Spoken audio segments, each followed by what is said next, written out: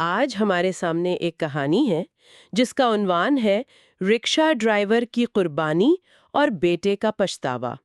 یہ صرف ایک کہانی نہیں ہے، یہ ایک آئینہ ہے جس میں شاید ہم سب کو اپنا کوئی نہ کوئی عکس نظر آئے۔ بالکل، یہ ایک باپ کی بے انتہا محبت، اس کی خاموش قربانیوں اور پھر ایک بیٹے کے ایسے پچھتاوے کی داستان ہے جس کا کوئی مداوع نہیں۔ اور جو چیز اس کہانی کو اتنا اثر انگیز بناتی ہے وہ شاید اس کی سادگی ہے نا؟ ہاں بالکل، اس میں کوئی پیچیدہ پلاٹ نہیں، کوئی بڑے ولن نہیں ہے، یہ بس انسانی رشتوں کی جو اصل حقیقت ہے وہ بیان کرتی ہے کہ کیسے بعض اوقات اچھی نیتوں سے کیے گئے فیصلے بھی ہمیں ایسی جگہ لا کھڑا کرتے ہیں جہاں سے واپسی ممکن نہیں ہوتی۔ جی، تو آج کی گفتگو میں ہم اسی کہانی کی تہوں میں اتریں گے اور سمجھنے کی کوشش کریں گے کہ یہ والدین کی قربانی، کامیابی کے دباؤ اور غفلت کے نتائج پر کیا کہتی ہے۔ چلیں پھر کرداروں سے شروع کرتے ہیں۔ جی، ایک طرف ہے عبداللہ، اسلام آباد کی گلیوں میں رکشہ چلانے والے ایک محنتی باپ، ان کی بیوی فاطمہ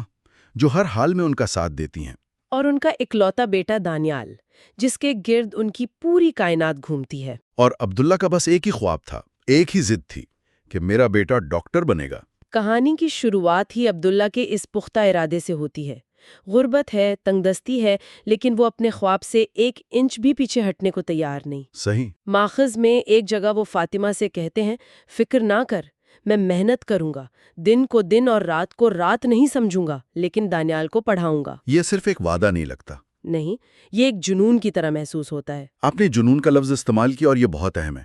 یہ صرف ایک باپ کی خواہش نہیں ہے، یہ وہ مقام ہے جہاں ایک والد اپنی پوری شناخت، اپنی ذات، اپنے بچے کے مستقبل کے ساتھ جوڑ دیتا ہے۔ مطلب اس کا اپنا کوئی وجود نہیں رہتا؟ بالکل، اس کی اپنی کامیابی اب صرف بیٹے کی کامیابی میں ہے، اور یہیں سے اس جذباتی بوجھ کی بنیاد پڑتی ہے جو آگے چل کر دانیال شاید اٹھا نہیں پاتا۔ اور اس جنون کو حقیقت میں بدلنے کے لیے عبداللہ نے جو محنت کی وہ تو تصور سے بھی باہر ہے۔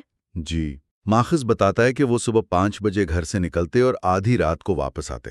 ہر موسم میں؟ ہر موسم میں، سخت گرمی ہو یا ٹھٹھرتی سردی، بارش ہو یا طوفان، ان کا رکشہ سڑکوں پر دوڑتا رہتا تھا۔ اور جو بات دل پر سب سے زیادہ لگتی ہے وہ یہ کہ کئی بار جب گھر میں پیسے کم ہوتے تو وہ فاطمہ سے کہہ دیتے کہ میں نے باہر دوستوں کے ساتھ روٹی کھا لی ہے، اور خود بھوکے سو جاتے۔ اور یہ قربانی کا وہ انداز ہے جو ہمارے معاشرے میں بہت مقدس سمجھا جاتا ہے۔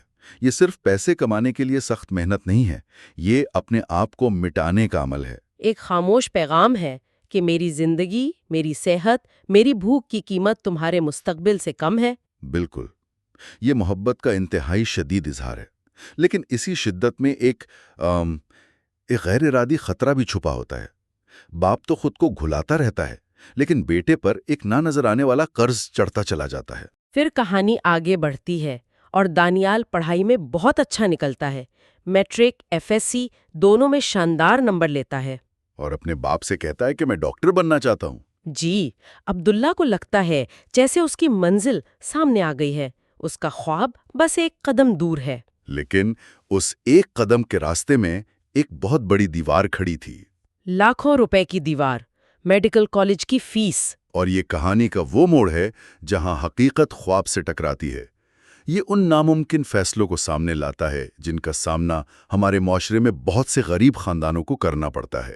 جہاں خواب پورا کرنے کی قیمت اپنا سب کچھ داؤ پر لگانا ہوتا ہے۔ آپ کے پاس 2 ہی راستے ہوتے ہیں، یا تو خواب چھوڑ دیں یا اپنا آج بیچ دیں۔ اور عبداللہ دوسرا راستہ چنتا ہے، وہ اپنی زندگی کی سب سے بڑی، سب سے آخری قربانی دیتا ہے، اپنا چھوٹا سا مکان، اپنی زندگی بھر کی پونجی کو گروی رکھوا کر قرض لیتا ہے، اور دانیال کے ہاتھ میں پیسے رکھتے ہوئے صرف اتنا کہتا ہے، بیٹا تو بس پڑھ، پیسوں کی فکر بالکل مت کر۔ لیکن اس ایک جملے کے پیچھے کتنا خوف، کتنی اذیت چھپی ہوگی۔ ماخذ میں لکھا ہے کہ قرض کے بوجھ تلے وہ اندر سے ٹوٹ رہا تھا۔ بالکل، یہ قرض صرف مالی نہیں ہے، یہ ایک نفسیاتی بوجھ ہے۔ عبداللہ نے صرف اپنا گھر گروی نہیں رکھا، اس نے اپنا سکون، اپنی نیندیں، اپنا مستقبل گروی رکھ دیا ہے۔ اب اس کی زندگی کا ایک ہی مقصد ہے، قرض اتارنا اور بیٹے کی فیس دینا۔ اور یہیں سے اس کی صحت کا زوال شروع ہوتا ہے، اور یہ المیے کی طرف پہلا واضح قدم ہے۔ اگلے 5 سال تو جیسے عبداللہ نے خود کو بالکل ہی بھلا دیا۔ قرض کی قسطیں اور دانیال کے اخراجات پورے کرنے کے لیے وہ رکشہ چلانے کے بعد رات کو ایک ہوٹل میں برتن بھی دھونے لگے۔ یہ تضاد دیکھیں۔ جی، ماخذ میں جو بات مجھے سب سے زیادہ چونکا دیتی ہے وہ یہی تضاد ہے۔ ایک طرف بیٹا لاہور کے بڑے میڈیکل کالج میں ڈاکٹر بننے کی تیاری کر رہا ہے اور دوسری طرف اس کا باپ اسلام آباد کے ایک ہوٹل میں رات بھر لوگوں کی جھوٹی پلیٹیں صاف کر رہا ہے۔ اور یہی وہ وقت ہے جب باپ بیٹے کے بیچ فاصلہ پیدا ہونا شروع ہوتا ہے، اور یہ فاصلہ صرف شہروں کا نہیں، یہ دو الگ دنیاؤں کا ہے۔ صحیح۔ عبداللہ اپنی تکلیف، اپنی کھانسی، اپنی بگڑتی صحت کے بارے میں دانیال کو کچھ نہیں بتاتا۔ کیوں؟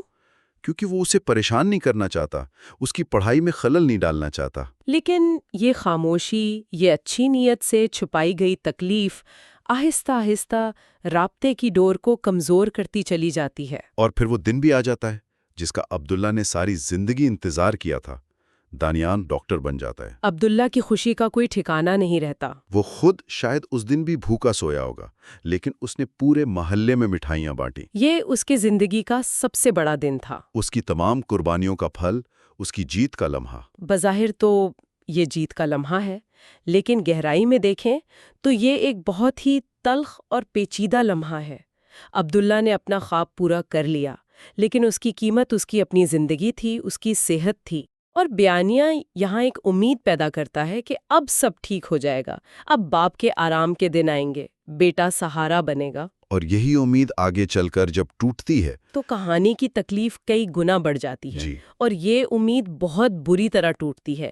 کہانی میں تلخ موڑ تب آتا ہے جب دانیال کی شادی ایک امیر گھرانے کی پڑھی لکھی لیکن مغرور لڑکی مہک سے ہوتی ہے۔ اچھا۔ جب مہک کو پتہ چلتا ہے کہ اس کے سسر ایک معمولی رکشہ ڈرائیور ہیں تو ماخذ کے مطابق وہ ناک چڑھا کر کہتی ہے، یہ کتنی شرم کی بات ہے، میں اپنی سہیلیوں کو کیا بتاؤں گی کہ میرے فادر ان لا رکشہ چلاتے ہیں۔ یہاں کہانی میں سماجی طبقات، سٹیٹس اور شرم کا عنصر داخل ہوتا ہے، لیکن مہک کے الفاظ سے زیادہ اہم دانیال کی خاموشی ہے۔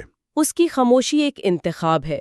وہ ایک لفظ نہیں کہتا، اپنے باپ کا دفاع نہیں کرتا۔ جی، یہ صرف بیوی کو خوش کرنے کی کوشش نہیں ہے، یہاں ایک نفسیاتی تصور بھی کام کرتا نظر آتا ہے جسے امپوسٹر سنڈروم کہتے ہیں۔ یہ کیا ہوتا ہے؟ مطلب اسے لگتا ہے کہ وہ جو بن گیا ہے وہ اصل میں ہے نہیں۔ بالکل۔ دانیال اپنی نئی چمکدار دنیا میں شاید خود کو ایک دھوکے باز سمجھتا ہے۔ اسے لگتا ہے کہ وہ اس دنیا کا حصہ نہیں ہے، بس دکھاوا کر رہا ہے۔ اور اس کا غریب باپ، اس کا رکشہ، اس کی اصلیت کی ایک جیتی جاگتی یاد دہانی ہے۔ تو جب وہ خاموش رہتا ہے تو وہ صرف مہک کو نہیں بچا رہا ہوتا، وہ اپنے اس نئے امیج کو بچا رہا ہوتا ہے جو اس نے بڑی مشکل سے بنایا ہے۔ وہ اپنے ماضی کو مٹانے کی کوشش کر رہا ہوتا ہے۔ اور اسی کوشش میں وہ اپنے باپ کو ہی مٹانا شروع کر دیتا ہے۔ شادی کے بعد فون کالز کم ہو جاتی ہیں، ملاقاتیں تو جیسے ختم ہی ہو جاتی ہیں۔ 1 سال، پھر 2 سال گزر جاتے ہیں۔ اور دانیال ایک بار بھی اپنے والدین سے ملنے نہیں آتا۔ اس دوران عبداللہ کی صحت اتنی گر جاتی ہے کہ اس سے رکشہ بھی نہیں چلایا جاتا۔ فاطمہ جب بھی فون کرتی دانیال کا ایک ہی رٹا رٹایا جواب ہوتا۔ امی کیا کروں، بہت بزی ہوں، ہسپتال میں بہت کام ہوتا ہے۔ وقت کا استعمال یہاں بہت اہم ہے۔ کہانی نویس یہ بتا سکتا تھا کہ کچھ مہینے گزر گئے، لیکن اس نے خاص طور پہ 2 سال کا ذکر کیا۔ یہ غفلت کی گہرائی کو ظاہر کرتا ہے۔ بالکل، یہ کوئی اتفاقی بھول چوک نہیں ہے، یہ ایک مسلسل بے رحمانہ نظر اندازی ہے۔ اور باپ کی بگڑتی ہوئی صحت کے سامنے بیٹے کے بہانے بالکل کھوکھلے اور بے معنی لگتے ہیں۔ جی، اور پھر وہ آخری رات آ جاتی ہے۔ عبداللہ کی حالت اچانک بہت خراب ہو جاتی ہے۔ فاطمہ گھبرا کر دانیال کو فون کرتی ہیں، بار بار کرتی ہیں، لیکن فون نہیں اٹھایا جاتا۔ وہ اسے ہسپتال لے کر جاتی ہیں، جہاں ڈاکٹر بتاتے ہیں کہ انہیں پھیپھڑوں کا کینسر ہے، اور وہ بھی آخری سٹیج پر۔ یہ کہانی کی سب سے بڑی اور سب سے تکلیف دہ ستم ظریفی ہے کہ ایک بیٹا جو خود ڈاکٹر ہے، اس کا باپ کینسر سے مر رہا ہے اور وہ اس کے پاس نہیں ہے۔ جس پیشے کے لیے باپ نے اپنی ہڈیاں گلا دیں، وہی پیشہ بیٹے کی غیر موجودگی کا بہانہ بن گیا۔ اس سے بڑا المیہ اور کیا ہو سکتا ہے؟ ہسپتال کا منظر تو دل چیر کر رکھ دیتا ہے۔ عبداللہ کو جب تھوڑی دیر کے لیے ہوش آتا ہے تو اس کی زبان پر صرف ایک ہی سوال ہوتا ہے، ٹوٹی پھوٹی آواز میں، دانیال آیا؟ اور فاطمہ ہر بار اسے تسلی دینے کے لیے جھوٹ بولتی ہے کہ ہاں بیٹا، بس راستے میں ہے، آ رہا ہے۔ اور آخرکار دانیال آتا ہے، لیکن تب تک بہت دیر ہو چکی ہوتی ہے۔ باپ بستر مرگ پر ہوتا ہے۔ ان دونوں کے درمیان جو آخری بات چیت ہوتی ہے وہ اس کہانی کا نچوڑ ہے۔ وہ اس سے کوئی گلہ نہیں کرتا، کوئی شکوہ نہیں کرتا۔ نہیں، بالکل نہیں۔ اس کی آخری خواہشات پیسے، کامیابی یا شہرت کے بارے میں نہیں ہوتی۔ وہ ان چھوٹے چھوٹے لمحوں کے بارے میں تھیں جو وہ ایک ساتھ نہیں گزار سکے۔ وہ ٹوٹی ہوئی سانسوں کے ساتھ کہتا ہے، میں تجھے اپنی شادی میں اٹھانا چاہتا تھا جیسے بچپن میں اٹھاتا تھا، میں تیرے ساتھ بیٹھ کر کھانا کھانا چاہتا تھا۔ اور اس کے آخری الفاظ کوئی معافی نہیں بلکہ ایک دعا ہوتے ہیں۔ میرا بیٹا، اللہ تجھے ہمیشہ خوش رکھے۔ یہ پوری کہانی کا جذباتی مرکز ہے۔ باپ کا پچھتاوا اپنی قربانیوں پر نہیں ہے، اسے اس بات کا افسوس نہیں کہ اس نے اپنا گھر کیوں گروی رکھا یا برتن کیوں دھوئے۔ اسے افسوس کھوئے ہوئے وقت کا ہے، ان لمحوں کا ہے جو باپ بیٹے کے تعلق کی اصل روح ہوتی ہے۔ اور دوسری طرف دانیال کا پچھتاوا اپنی غفلت پر ہے، ایک ایسی غفلت جس کا اب کوئی ازالہ نہیں، کوئی معافی نہیں۔ باپ کے جانے کے بعد دانیال جب ان کے کمرے میں جاتا ہے تو اسے ایک پرانا ڈبہ ملتا ہے۔ اس میں اس کے بچپن کے کھلونے، اسکول کے سرٹیفکیٹ اور ایک خط پڑا ہوتا ہے۔ اور اس خط کی آخری سطریں جیسے دانیال کے منہ پر ایک تماچا ہوتی ہیں۔ عبداللہ نے لکھا تھا، بیٹا تو بہت بڑا ڈاکٹر بن گیا ہے، مجھے تجھ پر فخر ہے، بس ایک بات ہمیشہ یاد رکھنا، جب تیرے بچے ہوں تو انہیں مہنگی گاڑیاں اور کھلونے نہیں، اپنا وقت دینا، پیسے سے زیادہ ان کے لیے موجود رہنا۔ یہ خط کہانی کا اخلاقی سبق واضح کر دیتا ہے۔ یہ اس بات کی تصدیق ہے کہ عبداللہ نے جو کچھ بھی کیا اس کے بدلے میں اسے صرف اپنے بیٹے کی موجودگی چاہیے تھی۔ اس کا تھوڑا سا وقت۔ ہاں، یہ ماضی سے آیا ہوا ایک پیغام ہے جو دانیال کے احساس جرم کو ہمیشہ کے لیے اس کی روح میں زندہ رکھے گا۔ کہانی کا ختام اسی نوٹ پر ہوتا ہے۔ دانیال ایک بہت کامیاب اور امیر ڈاکٹر ہے، اس کے پاس دنیا کی ہر آسائش ہے، لیکن ماخوذ کہتا ہے کہ اس کے دل میں ہمیشہ ایک خلا رہتا ہے، اور وہ خلا کبھی نہیں بھر سکتا۔ وہ اپنے باپ کے نام پر ایک مفت کلینک چلاتا ہے، غریبوں کا علاج کرتا ہے، لیکن اس کی سوچ ہمیشہ ایک ہی نقطے پر آ کر رک جاتی ہے۔ کاش میں وقت پر آ جاتا۔ تو اس پوری کہانی سے، اس ماخوذ سے ہم کیا سیکھتے ہیں؟ پہلا اور سب سے بڑا سبق تو یہی ہے کہ والدین کی قدر ان کی زندگی میں کرنی چاہیے۔ بعد کے آنسو اور پچھتاوے بیکار ہیں۔ بالکل۔ دوسرا یہ کہ کامیابی اور دولت سب کچھ نہیں ہوتے، اصل دولت وہ رشتے ہیں جو ہمیں جوڑے رکھتے ہیں۔ اور تیسرا یہ کہ ہمارے والدین کو ہمارے پیسوں یا تحفوں کی ضرورت نہیں، انہیں ہماری توجہ اور ہمارے وقت کی ضرورت ہے۔ ماخوذ میں کچھ مذہبی حوالوں کا بھی ذکر ہے، جیسے والدین سے حسن سلوک کے بارے میں قرآنی آیت اور والد کو جنت کا دروازہ کہنے والی حدیث۔ یہ حوالے اس کہانی کے پیغام کو ایک ثقافتی اور مذہبی فریم ورک دیتے ہیں جس سے اس کی اخلاقی طاقت اور بڑھ جاتی ہے۔ یہ اسے صرف ایک جذباتی کہانی نہیں رہنے دیتے، بلکہ ایک اخلاقی فریضے کی یاد دہانی بنا دیتے ہیں۔ جی، تو آخر میں اس سب کا کیا مطلب ہے؟ یہ کہانی ایک طرح کی وارننگ ہے، ایک سبق آموز کہانی۔ ہاں، یہ ہمیں اس دنیا میں اپنی ترجیحات پر دوبارہ غور کرنے پر مجبور کرتی ہے، جو ہر وقت ہمیں کیریئر، سٹیٹس اور پیسہ کمانے کی دوڑ میں لگائے رکھتی ہے۔ اور یہ یاد دلاتی ہے کہ اس دوڑ میں اکثر ہم ان لوگوں کو بہت پیچھے چھوڑ دیتے ہیں جن کی وجہ سے ہم اس دوڑ میں شامل ہونے کے قابل ہوئے تھے۔ اور جاتے جاتے ایک سوچ جس پر غور کیا جا سکتا ہے، یہ کہانی بیٹے کے پچھتاوے پر مرکوز ہے۔ لیکن یہ قربانی کے تصور پر بھی ایک بہت گہرا اور شاید تھوڑا غیر آرام دہ سوال اٹھاتی ہے۔ وہ کیا ہے؟ کیا ایسا ممکن ہے کہ والدین کی قربانی اتنی مکمل، اتنی ہماگیر ہو، جگہ نہ بچے؟ واہ!